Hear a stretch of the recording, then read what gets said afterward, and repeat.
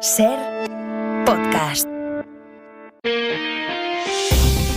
Las 8 de hoy por hoy en Ser Podcast.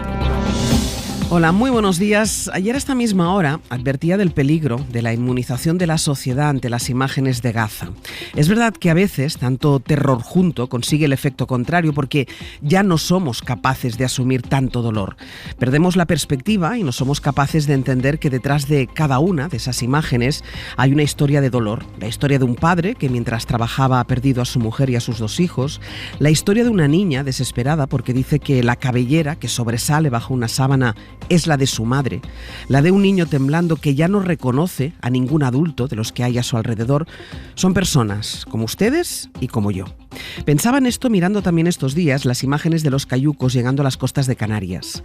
Centenares de cuerpos hacinados en una pequeña barcaza en la que apenas hay espacio para distinguir un cuerpo de otro hasta convertirse en una masa uniforme. Desembarcan, muchos de ellos ateridos de frío, sin poder moverse porque han pasado toda la travesía en la misma incómoda posición, con la mirada perdida.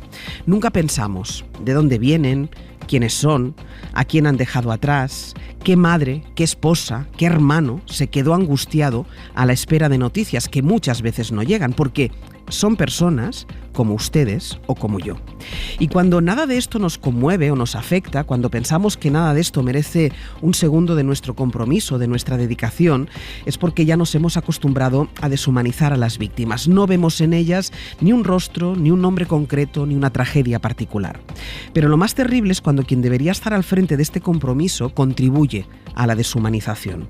Lo está haciendo el Partido Popular con su lenguaje, utilizando la inmigración con fines partidistas y cruzando la peligrosa línea al relacionarla con la falta de seguridad. Arrastrado por el discurso más ultra de Vox o no, porque igual sin Vox harían lo mismo, el PP utiliza un peligroso lenguaje xenófobo cuando habla de la inmigración. Una práctica irresponsable que puede traducirse en odio y en rechazo. El PP debe contribuir a encontrar una solución a la llegada masiva de cayucos a un territorio, Canarias, que no puede asumirlos. Su papel debe ser el de la colaboración y si hay problemas de coordinación entre el gobierno y las comunidades, hay que hacer por arreglarlos. Lo que no puede hacer es convertirse, en ningún caso, en el portavoz de consignas que, insisto, solo llevan al odio y al rechazo. No puede ser el pirómano. Àngels Barceló.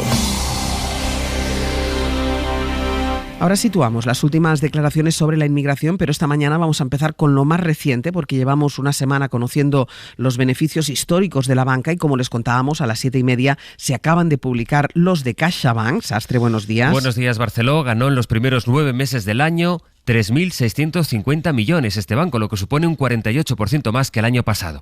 Se suma pues a la tendencia que hemos visto estos mismos días con el Santander, el Bankinter y el Sabadell, que se han beneficiado de la subida de los tipos. Solo los 4 grandes bancos que han presentado resultados de momento, en ellos la subida media de beneficios ha sido del 23%. Y ha sido precisamente esta semana cuando hemos escuchado decir a la banca que se siente estigmatizada por el impuesto que el gobierno, si es que hay investidura, piensa prorrogar. Están presentando resultados también las grandes energéticas estos días, entre ellas Repsol, que ha ganado un 14% menos, ayer lo contábamos. Y hemos escuchado decir a su consejero delegado, a José Imaz, que puede retirar inversiones de España y que Repsol se las lleve a Portugal por el impuesto a las eléctricas que Imaz considera ilegal y discriminatorio. Antes de tomar cualquier decisión sobre una nueva inversión en España, analizaremos si las condiciones son estables y suficientemente atractivas para garantizar la rentabilidad de nuestros proyectos. Hemos escuchado a los bancos, pues. Hemos escuchado a Repsol. Ha dicho también el presidente de la patronal, Garamendi, que si los empresarios no afrontaran tantas trabas y no existieran los impuestos a sus dividendos, los salarios que se pagan en España serían superiores. Con este mensaje al gobierno... Y lo digo con toda claridad, que deberían de pagar alguna nómina alguna vez para saber qué es lo que significa esto. Este mensaje de Garamendi después del anuncio sobre la reducción de la jornada laboral sin haberla consensuado con los agentes sociales. Pues tengo que decir que rotundamente nosotros estamos en contra de este populismo que lo único que puede conseguir es que vayamos hacia abajo. Y a mí eso, y lo digo porque hay veces donde en la vida también hay que decir ya vale. Y yo creo que en este caso yo tengo que decir ya vale.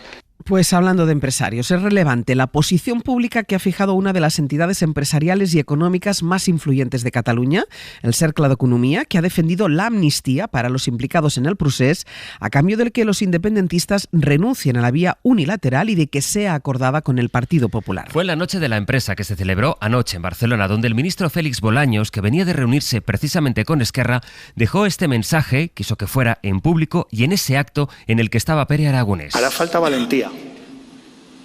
Hará falta responsabilidad. Hará falta sensatez. Nada grande en política se hace rápido, pero les aseguro que va a merecer la pena. Porque estamos hablando de un acuerdo que garantice el mejor de los futuros para Cataluña. Es relevante esta secuencia. Bolaños va a Barcelona, se ve con Esquerra y luego pide, en presencia de Pere Aragonés, valentía. Aragonés que a su vez le advierte de que los plazos se agotan. Y es verdad que a partir de hoy, precisamente, a Pedro Sánchez le queda justo un mes para sacar adelante una investidura que, a todo esto, sigue sin fecha. Y es relevante la secuencia porque fue precisamente ayer cuando Esquerra hizo saber que las negociaciones están todavía muy verdes. Esquerra, de hecho, lo que quiere es que en el preámbulo de la amnistía se reconozca que el referéndum del 1 de octubre no fue un delito. Sergi López, buen día. Hola, buen día. Los republicanos quisieron dejarle claro ayer a Bolaños que las negociaciones están encalladas.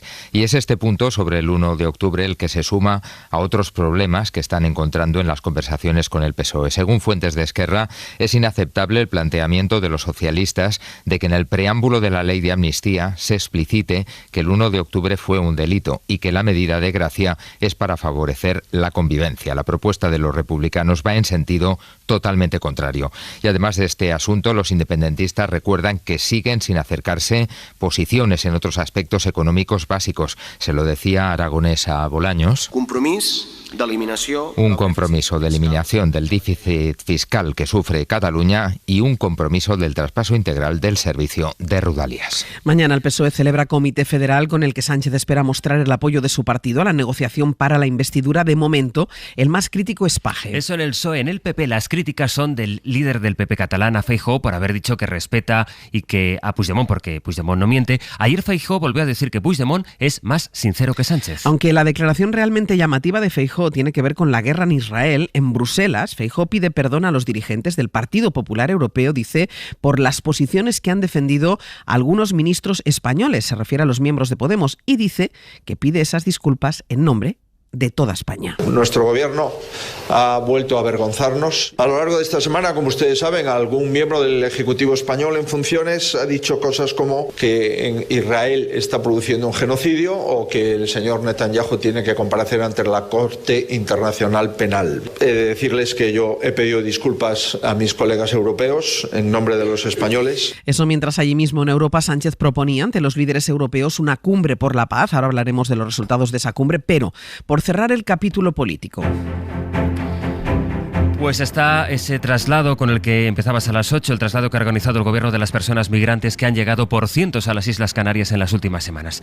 Solo ayer 240 personas llegaron a la Isla del Hierro. Bueno, está el traslado y la solidaridad que pide Canarias a las demás comunidades. Fue muy interesante escuchar lo que decía su presidente, Fernando Clavijo, a los demás presidentes, lo que decía ayer en Hora 14. Claro, mientras estamos a 2.000 kilómetros de Madrid y están en Canarias, las imágenes se ven en el telediario y la realidad es que, bueno, la piedrita te molesta cuando la tienes en tu zapato. Entonces, cuando ya esa realidad se ve más cercana, pues evidentemente eso a la población no le agrada, pero mire, estamos en Europa y al final esa solidaridad la compartamos entre todos. Con una situación así hay varios dirigentes que insisten en vincular precisamente ahora la inmigración con la inseguridad. Dirigentes del Partido Popular. El gobierno habla de xenofobia. Mario Lourido. El gobierno cifra en unos 5.000 los migrantes que han sido trasladados desde Canarias a la península. Hace solo un año España acogió a 200.000 ucranianos. La presidenta Ayuso habla de desbordamiento, de llegada masiva y de inseguridad. Que sin más diálogo ni más previsión se disponen a repartir a miles entre las comunidades autónomas en un momento de máximo temor por la seguridad nacional. El ultra de Vox, socio del PP en Castilla y León, García Gallardo, se fue a Medina del Campo a echar más leña al fuego. Trae aquí a 183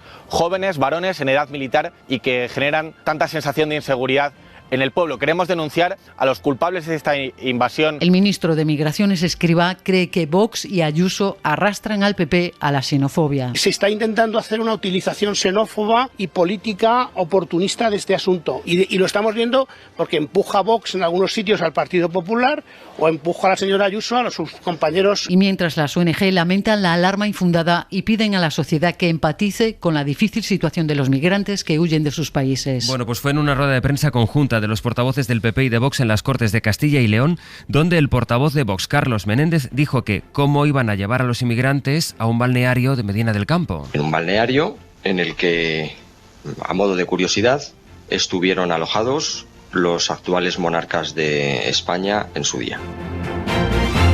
Bueno, en un minuto estamos en Jerusalén para explicarles la última hora de la guerra, pero antes de eso, contemos el tiempo que nos espera este fin de semana, Jordi. Con un titular, mejora la situación meteorológica en la mayor parte del país, exceptuando Galicia. Si ahí estáis cansados de la lluvia, pues todavía falta mucha. Tanto hoy como durante el fin de semana, momentos de lluvia intensa y persistente, también algunas pausas. También en algunos momentos lloverá en Asturias y en Castilla y León, pero como decíamos, en la mayor parte del país, más sol que nubes. De nubes tendremos igualmente, con temperaturas un poco más bajas. Esto hará que en general, tanto hoy como el fin de semana, el ambiente se note un poco más fresco. En el mapa para entender el mundo. El debate semántico de los líderes europeos que no querían pedir una tregua o un alto el fuego por la oposición de algunos países a esas expresiones, que se propusieron entonces pedir pausas o una pausa humanitaria en plural o en singular. En todo eso ha ido el debate para detener o pedir que se detengan las muertes y atender la grave crisis humanitaria que sufren los habitantes de Gaza. El comunicado oficial acaba pidiendo pausas. Corresponsal Beatriz Ríos, buenos días. Buenos días. Sí, los 27 piden pausas y corredores humanitarios porque la prioridad es que llegue la ayuda a Gaza. La deterioración seriosa de la situación humanitaria y la importancia. Vemos un grave deterioro de la situación humanitaria y la importancia de tomar todas las medidas posibles para garantizar el acceso, decía el presidente del Consejo Europeo, Charles Michel. En la declaración, los líderes llaman a garantizar la entrada de agua, alimentos, combustible y asistencia sanitaria y que esa ayuda pueda llegar de manera rápida, continuada y sin obstáculos para aliviar la gravísima situación en la franja. Pero en último término, el cese de la violencia está en las manos de Israel y de Hamás. Sobre cómo hacer que suceda, dice Michel que la UE y sus líderes están intensificando los contactos diplomáticos con los países de la región. Hagamos el contraste entre los debates por encontrar una palabra y la realidad que se sigue viviendo en Gaza a la espera de que se produzca la incursión terrestre y mientras Naciones Unidas ha vuelto a denunciar esta madrugada que apenas llega ayuda a la franja. Ayer Joe Biden decía que no se fía del número de víctimas que van dando las fuentes palestinas. Le han preguntado luego al portavoz de defensa de Washington si eso no era ser muy duro por parte de Biden y John Kirby respondía que lo duro es cómo Hamás está usando a gente como escudo humano. Jerusalén, Pablo Morán, buenos días. Hola Ángels, buenos días. Lo que ha hecho Hamás es publicar el nombre y apellidos de todas las víctimas. De todas y cada una de las más de 7.000 víctimas que dejan ya estas casi 3 semanas de guerra en Gaza, según fuentes palestinas, unas cifras que también está verificando Naciones Unidas. Israel mantiene la tensión de sus tropas con una nueva incursión terrestre en la franja esta madrugada.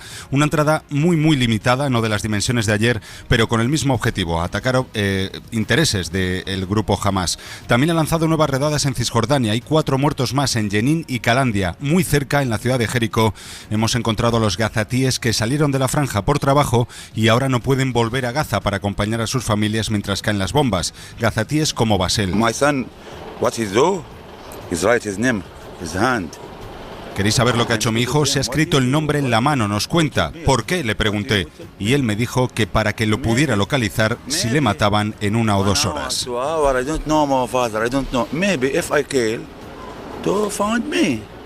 Una angustia que sienten esos hombres atrapados fuera de Gaza. La prensa israelí publica hoy una encuesta que refleja la división de la sociedad de este país. La invasión de Gaza solo recibe el apoyo de la mitad de la población. Hablo, hasta luego.